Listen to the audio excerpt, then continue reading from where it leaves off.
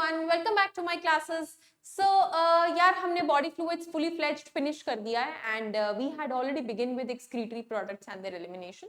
लेकिन काफी simple topics हमने अभी cover किए हैं.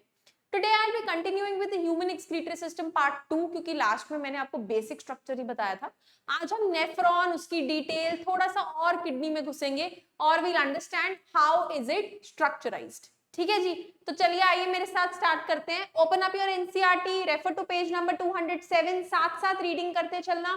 बहुत इंपॉर्टेंट टॉपिक है ये भी और इससे नेक्स्ट वाला भी जो यूरिन फॉर्मेशन आएगा, very very conceptual as well as important. Okay, तो लेट्स बिगिन.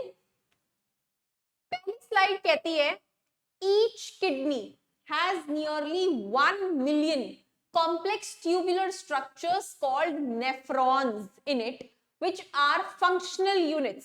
तो मतलब हमारी 2 किडनीज हैं और हर एक किडनी में हमारे पास नियरली 1 मिलियन स्ट्रक्चर्स हैं. कुछ 1 मिलियन इज अप्रोक्सीमेटली 10 lakhs.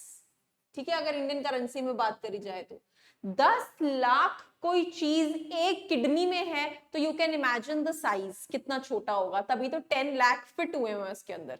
ठीक है जी, और वो स्ट्रक्चर्स है क्या? उन स्ट्रक्चर्स को बोलते हैं नेफ्रॉन. सिंस ये स्ट्रक्चर्स ट्यूब्यूल्स में ऑर्गेनाइज्ड है, मतलब पाइप की तरह, ट्यूब्स की तरह ऑर्गेनाइज्ड है, तो इन्हें हम ट्यूब्यूलर स्ट्रक्चर्स बोल देते हैं. और साथ ही साथ इनका जो स्ट्रक्चर है मींस इनकी जो ऑर्गेनाइजेशन है वो सिंपल नहीं है कि 2 ट्यूब खींची बन गया. No, it is complexly arranged. कैसा डायग्राम है मैं आपको ड्रॉ करके दिखाऊंगी. So it's a very complex structure. सो इसीलिए ये लाइन है complex tubular structures called as nephrons which are the functional units. जो काम करते हैं, which are the functional units of the kidney. तो किडनी का काम क्या था? वेस्ट फिल्टर करना ब्लड में से, यूरिन बनाना. ठीक है, तो ये दोनों काम कौन कर रहे हैं? हमारे नेफ्रॉन्स. कैसे, इसको हम डिटेल में स्टडी करेंगे. Each nephron has 2 parts. Her nephron के 2 पार्ट्स होते हैं. The glomerulus and the renal tubule. तो मतलब एक तो उसका ट्यूबुलर पार्ट ही है and may be something is just separate from a tubule. ठीक है, कुछ एक चीज है जो ट्यूब्यूल से थोड़ी अलग है जिसे हम बोल रहे हैं ग्लोमेरुलस. राइट, और अगर मैं आपको ब्रीफ डायग्राम ड्रॉ करके दिखाऊं नेफ्रॉन का, so it's somewhat like this.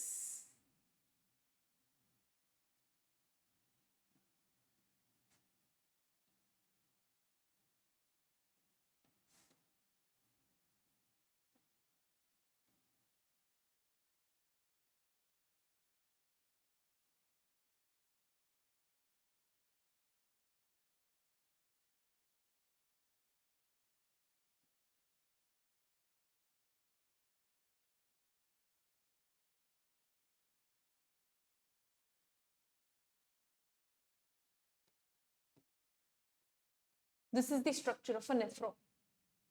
ठीक है जी, तो नेफ्रॉन में ये जो पार्ट है हमारा, this part, this is the glomerulus.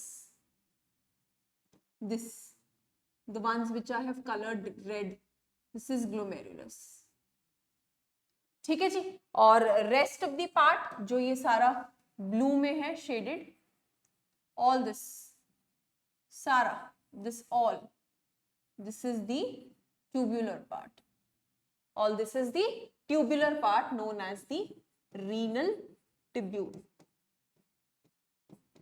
तो इस तरीके से दिखता है हमारा एक नेफ्रॉन.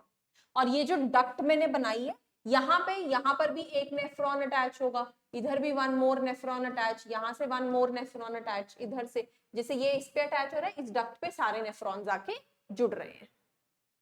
करेक्ट, इस तरीके से ये कॉम्प्लेक्सली हमारी किडनी के अंदर अरेंज्ड है. Now let's see. Glomerulus is basically a tuft of capillaries. Tuft मतलब गुच्छा. ठीक है, कैपिलरीज क्या होती हैं? Blood capillaries. सो माइंडेड जो मैंने यहां पे ड्रॉ की थी, this is efferent arteriole. Arteriole कब बनता है? आर्टीरियोल बनता है आर्टरी से. ठीक है, और ये आर्टीरियोल यहां पे आके डिवाइड हो जाता है कैपिलरी में. सो ये कैपिलरी क्योंकि ग्लोमेरुलस के अंदर है तो हम इसे बोल देते हैं ग्लोमेरुलर कैपिलरी। एंड एनीवेज जो ग्लोमेरुलस है that is nothing but group of capillaries coming together is forming glomerulus. So glomerulus भी एक तरह की कैपिलरी ही है, ठीक है। एंड दिस जो बाहर जा रहा है structure, this is efferent arteriole है, दोनों आर्टीरियोल्स ही हैं, वेन्यूल्स नहीं है, ठीक है। इसमें यही हमें समझना है कि कैसे, चलो उस पर बाद में आएंगे। So glomerulus is stuffed of capillaries, गुच्छा है कैपिलरीज का, formed by the afferent arteriole. यही देखा ना हमने कि एफरेंट आर्टीरियोल स्प्लिट हुई, ग्लोमेरुलर कैपिलरीज बनाई और दोबारा जोड़ के एफरेंट आर्टीरियोल ही बना दिया, तो ठीक है। एफरेंट आर्टीरियोल के ही स्प्लिट से बना है glomerulus. A fine branch of renal artery, यहां पे मैंने आपको बताया था आर्टीरियोल भी किसी आर्टरी से आता है, कौन सा artery? Renal artery. And let me tell you, since it is renal artery coming from heart, it is carrying oxygenated blood. Do not confuse this efferent arteriole will also be carrying oxygenated blood. तो यहाँ पे वो वाला scene नहीं हो रहा जो normally blood cells में होता है कि आर्टरी आई, उसने आर्टीरियोल में डिवाइड किया, फिर कैपिलरी बन गई, कैपिलरी में ऑक्सीजन कार्बन डाइऑक्साइड का एक्सचेंज हुआ और वो आगे जाके वेन्यूल बना, वेन्यूल ने कंबाइन होकर वेन बना दिया। वो वाला सीन यहाँ पर नहीं है। यहाँ पर क्योंकि ऑक्सीजन कार्बन डाइऑक्साइड का एक्सचेंज नहीं हो रहा, यहाँ पर हो रहा है ब्लड फिल्ट्रेशन, तो इसलिए ये कॉन्सेप्ट थोड़ा सा डिफरेंट है। करेक्ट, तो यहां तक हमने कवर कर लिया। blood from glomerulus is carried away by the efferent arteriole, वो भी हमने अभी डायग्राम में पढ़ा, ठीक है, कि ग्लोमेरुलस से ब्लड उसके बाद कौन लेके जाता है? efferent arteriole। Next, we have done this. The renal tubule begins with a double-walled cup-like structure called Bowman's capsule. Renal tubule शुरू ही कहाँ पे हुआ था? Renal tubule यहां से शुरू हुआ था, from here। ऊपर तो glomerulus था, ठीक है जी। तो renal tubule begins with a double-walled cup-like structure called as Bowman's capsule, which encloses the glomerulus। एक बारी बनाते, मैंने आपको बताया था कि ये मेरा ग्लोमेरुलर कैपिलरी है, ठीक है, this is my glomerular capillary. यहाँ पे ये जॉइंड है एफरेंट आर्टीरियोल से और यहाँ ये निकल रही है इफरेंट आर्टीरियोल। इस डायग्राम को रेफरेंस रखेंगे, ठीक है जी। और ये हमारा बना है ग्लोमेरुलस, तो इसके अंदर खूब सारी कैपिलरीज हैं। नीचे एक कप शेप्ड स्ट्रक्चर है जिसे हम कह रहे हैं बोमेन्स कैप्सूल। अब ये इसी बोमेन्स कैप्सूल के लिए कह रहे हैं दैट रीनल टिब्यूल यहीं से शुरू होता है और यहाँ double walled cup like structure है जिसे बोमेन्स कैप्सूल कह रहे हैं। डबल वॉल्ड का क्या मतलब है कि एक्चुअली क्या होता है कि यहाँ पर ना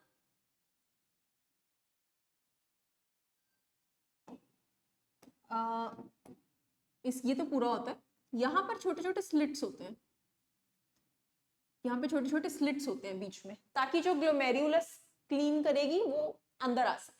अब क्या होता है कि यहाँ पर लाइनिंग होती है सेल्स की, बोमेन्स कैप्सूल में सिंपल स्क्वामस एपिथेलियम लाइनिंग होती है।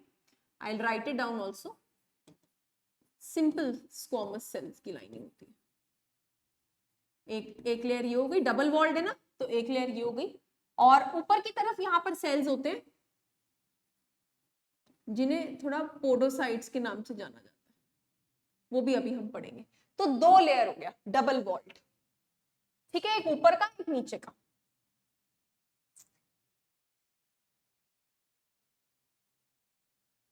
double walled cup like structure called Bowman's capsule which encloses the glomerulus। obviously you can see कि glomerulus को पूरा इन्होंने enclose किया हुआ है और इनके बीच में let me tell you एक membrane होती है जिसे basement membrane भी बोलते हैं। this membrane is the basement membrane, this is Bowman's capsule का membrane and this is glomerulus, ठीक है जी। just this structure they have explained here। Now, glomerulus along with the Bowman's capsule is called Malpighian body or renal corpuscle. अब कहने को nephron के हमने दो parts पढ़े थे, ये ऊपर वाला part we called as glomerulus, और हमने कहा कि बोमेन्स कैप्सूल से शुरू हो जाता है रीनल टिब्यूल, यही पढ़ा था हमने अब तक। लेकिन इन्होंने एक और टर्म इंट्रोड्यूस कर दी और हमें समझाया कि glomerulus along with Bowman's capsule will form, क्या बनाएगा? It will form Malpighian body और Malpighian corpuscle, और corpuscle का मतलब होता है cell, correct? So it is called as Malpighian body or renal corpuscle. Next, the tubule continues further to form a highly coiled network of proximal convoluted tubule. ये जो मैंने यहाँ पे डायग्राम बनाया था, यहाँ पे आपने देखा था कि एक्सटेंसिव कॉइलिंग हुई थी, जस्ट बोमेन्स कैप्सूल के बाद खूब सारी कॉइलिंग हुई, तो इस कॉइलिंग को हम बोलते हैं, इस ट्यूब के हिस्से को बोलेंगे प्रॉक्सिमल कॉन्व्यूलेटेड टिब्यूल। प्रॉक्सिमल इसीलिए क्योंकि ये बोमेन्स कैप्सूल के पास है, और ये वाली कॉइलिंग जो बोमेन्स कैप्सूल से दूर है इसे कहेंगे डिस्टल कॉन्व्यूलेटेड टिब्यूल। कॉन्व्यूलेटेड मतलब ऐसे ऐसे बहुत सारे कर्व्स हैं, ओके। अ हेयरपिन शेप्ड, हेयरपिन वो जो जूड़े वाली सुई होती है, hairpin, hairpin shaped Henle's loop is next part of the tubule which has a descending and an ascending limb. तो वापस चलते हैं डायग्राम पे, ये जो स्ट्रक्चर है हमारा फ्रॉम हियर टू हियर, ठीक है। अब इसमें क्या है, ये वाला पार्ट जो नीचे की तरफ आ रहा है इसे हम बोलेंगे डिसेंडिंग लिम्ब, क्योंकि ये नीचे आ रही है, तो descending limb of loop of Henle, ये किसी साइंटिस्ट के नेम पे एसोसिएटेड है। ऑल्सो ये जो ऊपर जा रही है ट्यूब, इसको हम बोलते हैं ascending loop of Henley, ascending limb of loop of Henley, correct. The ascending limb continues as another highly convoluted tubular region, जो मैंने आपको दिखाया distal convoluted tubule, क्योंकि वो PCT से दूर था, सॉरी बोमेन्स कैप्सूल से दूर था। The ducts of many nephrons, सारे ducts nephrons की, they open into a straight tube which we name it as collecting duct, many of which converge and open into renal pelvis. तो nephrons का हमने देखा कि नेफ्रॉन का last part था DCT, जो कॉमन पार्ट में खुलता है, दैट इज कलेक्टिंग डक्ट।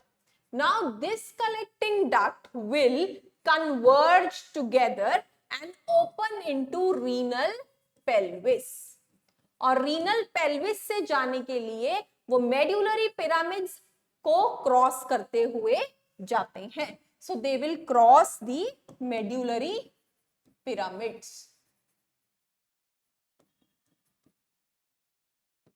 तो अगर मैं एक रफ सा डायग्राम बनाऊं किडनी का, जो हमने लास्ट लेक्चर में पढ़ा था, हमने ये बात की थी कि ये इसका हाइलम होता है, हाइलम से जस्ट अंदर हमने ड्रॉ किया था रीनल पेल्विस जैसा स्ट्रक्चर होता है, एंड देन वी ड्रू कुछ पिरामिड्स जिन्हें हमने नाम दिया था मेड्यूलरी पिरामिड्स। तो ये जो नेफ्रॉन्स होते हैं ये कुछ इधर प्लेस्ड होते हैं like this, these nephrons are placed somewhere like this.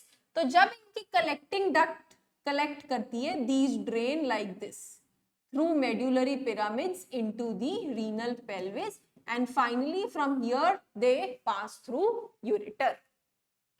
Okay, तो ये पिरामिड से होते हुए पेल्विस में एंटर करते हैं थ्रू दीज प्रोजेक्शंस, जो ये ऑरेंज प्रोजेक्शंस थी, and then they come out through the ureter.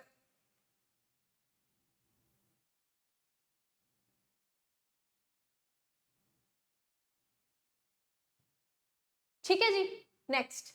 The Malpighian corpuscle, PCT and DCT of nephron, when they are situated in the cortical region of the kidney, whereas the loop of Henle dips into the medulla. कहने का मतलब है कि इस structure में जो अगर nephron बनता है यहाँ पर, if this is the nephron, तो इस नेफ्रॉन का Malpighian corpus, Malpighian body, PCT, DCT, ये तीनों कहां पर होते हैं? कॉर्टेक्स में. ये बाहर प्रोजेक्टेड है ना, तो ये पार्ट्स कॉर्टेक्स में. वेयर एज जो इसका लूप ऑफ हेनले है वो किधर होता है?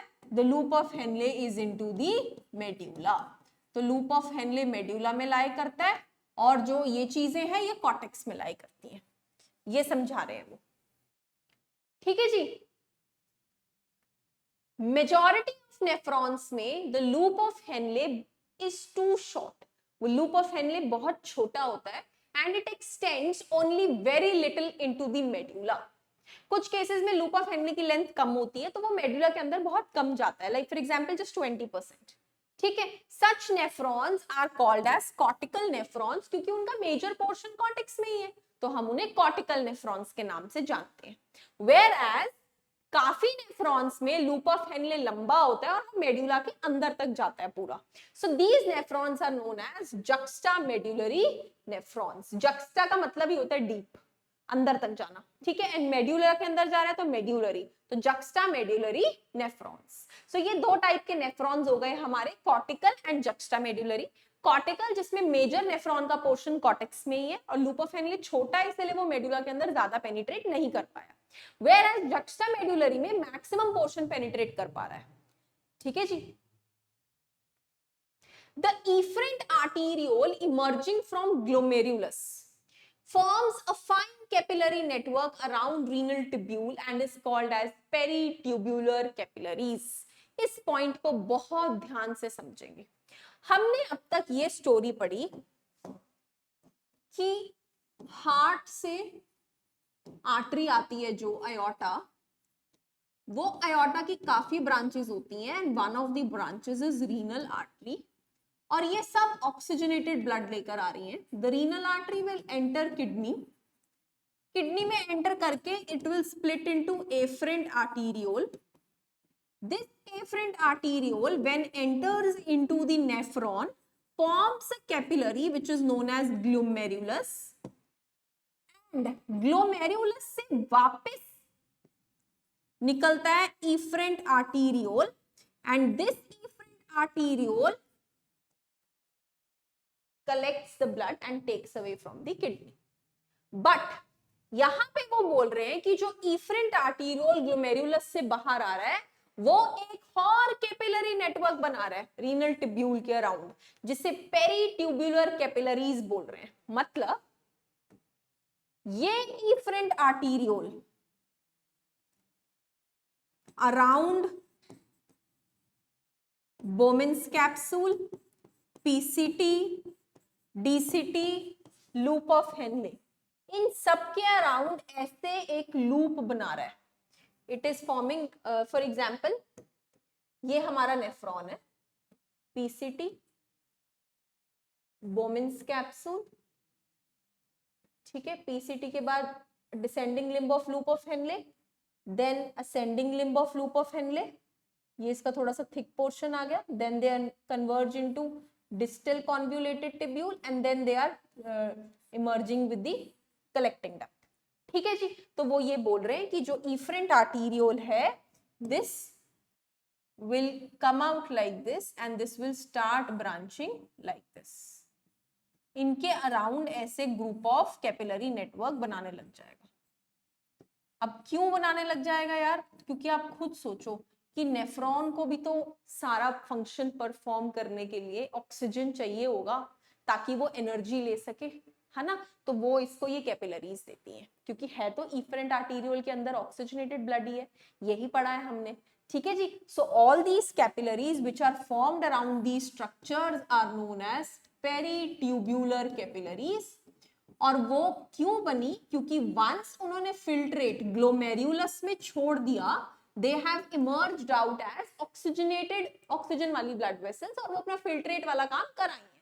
कि वो जो ब्लड साफ करने का था उसको ग्लोमेरुलस को ले आई है। अब वो जाते जाते सोच रही है कि यार इनको ऑक्सीजन भी तो दे जाए, काम करने के लिए ऑक्सीजन भी तो चाहिए होगा, तो इन्होंने इसको ऑक्सीजन पकड़ा दिया सब, और इन्होंने हमारा ऑक्सीजन ले लिया।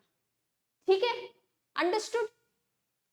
अब बाद में फिर ये जब डीऑक्सीजनेट हो जाएंगी तो वो वेन्यूल्स और वो वेन वाला कॉन्सेप्ट चालू हो जाएगा, और उस वेन को रीनल वेन बोलेंगे। Correct? Sorry. So a minute vessel of this runs parallel to the Henry of loop, forming a U-shaped vasa recta.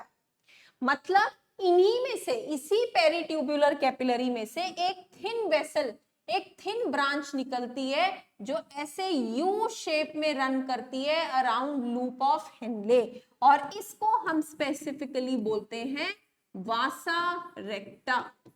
इसका फंक्शन क्या है वो हम समझेंगे जब हम फंक्शनिंग ऑफ नेफ्रॉन को स्टडी करेंगे। फिलहाल स्ट्रक्चर समझना बहुत जरूरी है कि इफरेंट आर्टीरियोल ने ये टफ टफ कैपिलरीज इधर उधर स्प्रेड कर दी, जिन्हें हमने पेरिट्यूबुलर कैपिलरीज बोला, और इस पेरिट्यूबुलर कैपिलरी में से एक पतली सी ब्रांच और निकली, और उसने ऐसे यू शेप वो घूम गई लूप ऑफ हेनले के अराउंड, और उसे हमने वासा रेक्टा का नाम दे दिया।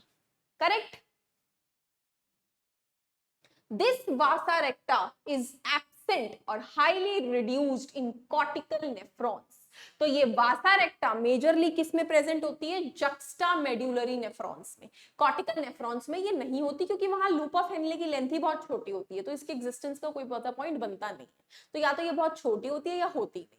लेकिन जक्स्टा मेडुलरी नेफ्रॉन्स में ये बेसिक प्रेजेंट होती है। तो अब आप यहां से आइडिया लगा सकते हो कि दोनों की नेफ्रॉन्स की फंक्शनिंग में भी थोड़ा बहुत डिफरेंस होगा, तभी तो ये मेजर चीज एक में है और एक में नहीं है, एक में लूप ऑफ हेनले छोटा है और एक में मेडुलरी पिरामिड के डीप जा रहा है, सो कुछ ना कुछ डिफरेंस आएगा, है ना, वो हम फंक्शनिंग में पढ़ेंगे। So this was all about the another detail structure of the kidney, जो हमने पूरी डिटेल में घुस के अंदर स्टडी किया है। The next slide video which I'll be posting on will be urine formation. मतलब हम इसी नेफ्रॉन के पार्ट से इसके फंक्शनिंग पढ़ेंगे कि how does it function to lead to formation of urine. Okay, any doubts in this lecture please पूछ लीजिएगा. I'm giving you a day's time, you read it, listen to it, grasp it, and then tomorrow I'll be posting lecture on urine formation. Thank you so much.